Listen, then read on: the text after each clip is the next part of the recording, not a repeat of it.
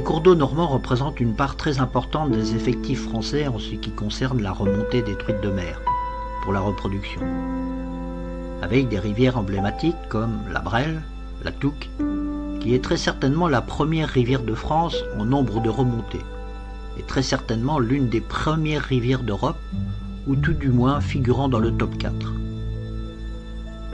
Mais les estuaires de l'Orne, de la Dive et de la Seule n'échapperont pas non plus à la règle d'offrir un couloir de montaison et de dévalaison pour ces migrateurs.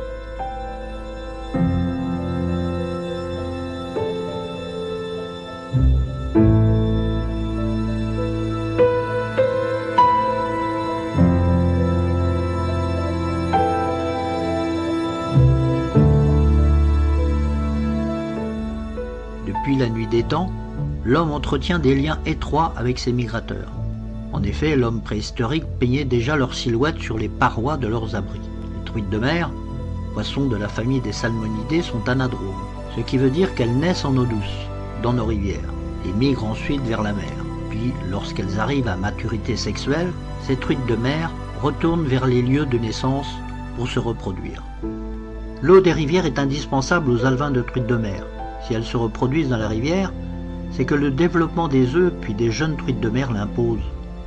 D'abord, les œufs ont besoin d'être fortement oxygénés, ce qui est rendu possible par le fort courant de l'eau des rivières sur les radiers, principalement situés en tête de bassin. Ils doivent également être protégés, et c'est pour cela qu'ils sont déposés par la femelle au milieu de graviers. Puis, après l'éclosion des alevins, ils se nourrissent des larves d'insectes abondants en eau douce, avant d'entamer leur dévalaison au bout de plusieurs années.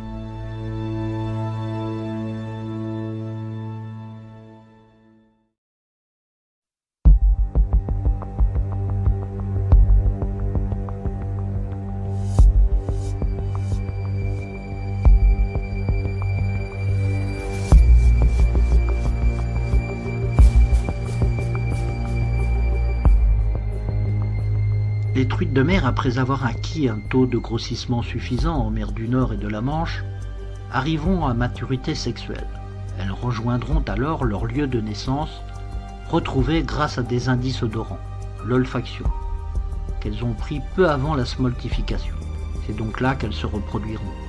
Leur capacité à remonter les rivières n'est pas unique chez ce poisson. D'autres espèces de migrateurs de salmonidés anadromes le font également.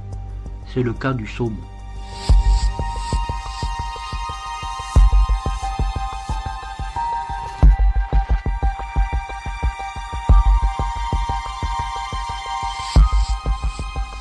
Elles colonisent alors les cours d'eau principaux, mais également les petits affluents, où elles trouvent généralement des conditions plus favorables pour la reproduction. Elles recherchent alors, à partir du mois de novembre jusqu'à décembre, des secteurs courants, relativement rapides et bien oxygénés, à petits galets, favorables à la reproduction.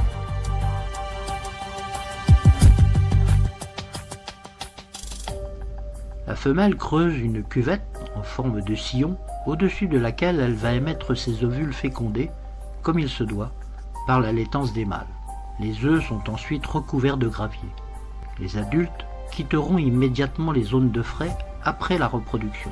L'incubation des œufs a lieu dans l'espace interstitiel des graviers et l'éclosion se passe au printemps, entre mars et avril.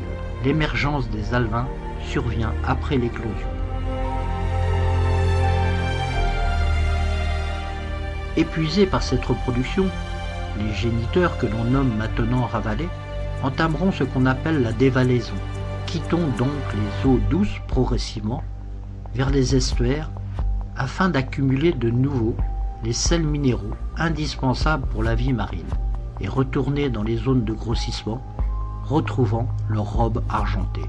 Peu d'entre eux parviendront à regagner l'océan, environ 50%, mais leurs descendants sont là pour retrouver le cycle.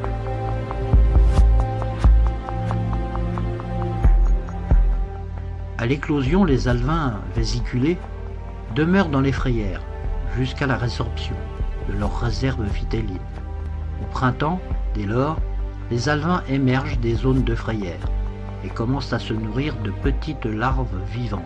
En outre, La capacité en milieu salé n'est acquise qu'à l'âge adulte, à une saison bien définie au printemps. C'est la smoltification.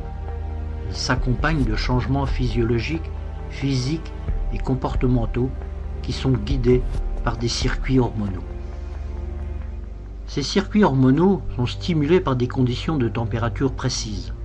Ces changements sont indispensables à la vie en mer. Malgré tant d'efforts, ces migrateurs, comme bien d'autres poissons, sont en voie de disparition depuis 1970. Les populations de saumons atlantiques et de truites de mer de la Manche ont diminué d'environ 70%. Un projet de recherche franco-britannique financé par l'Europe, le projet Ça marche, a débuté à l'automne pour une durée de 5 ans, afin de comprendre les raisons de ce déclin. Cela permettra notamment de réaliser une véritable cartographie génétique de la Manche à partir de l'analyse des prélèvements d'écailles, et donc de savoir de quelle rivière anglaise ou française vient une truite de mer pêchée en Manche.